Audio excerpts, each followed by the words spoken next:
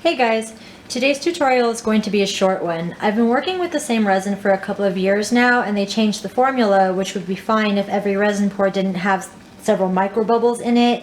And I finally got frustrated by the cloudy pours, and I called the company about it, and the man I spoke with pretty much said it was errors I was making, but I've since stopped using that resin and I haven't had any more problems, so I do think it is the formula.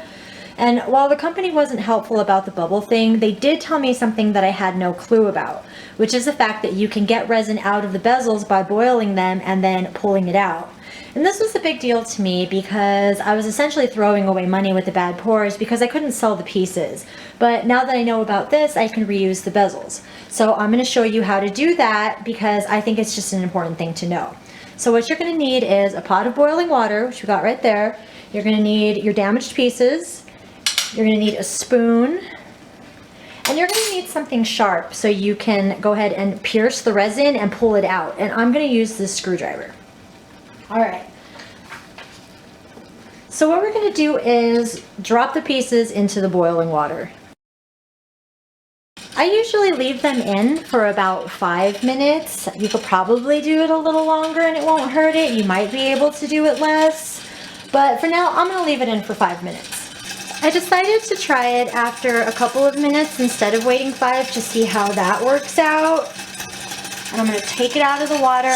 I'm turning off the water so you don't hear these pieces boiling and moving around when you do this. You should probably keep the water boiling.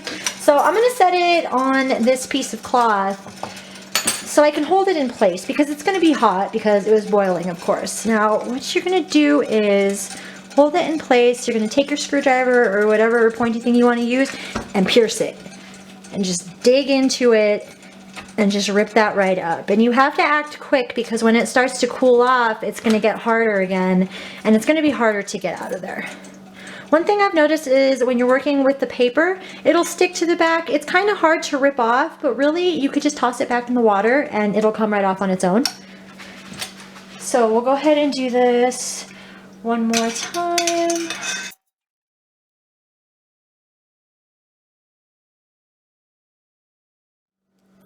And there you have it. The bezel is ready to go again. It can be reused. It doesn't have to be tossed aside or donated or whatever you do with the pieces you can't use. It is now a usable bezel again. I hope that helped you. Thank you so much for watching this video. I hope you have a great day.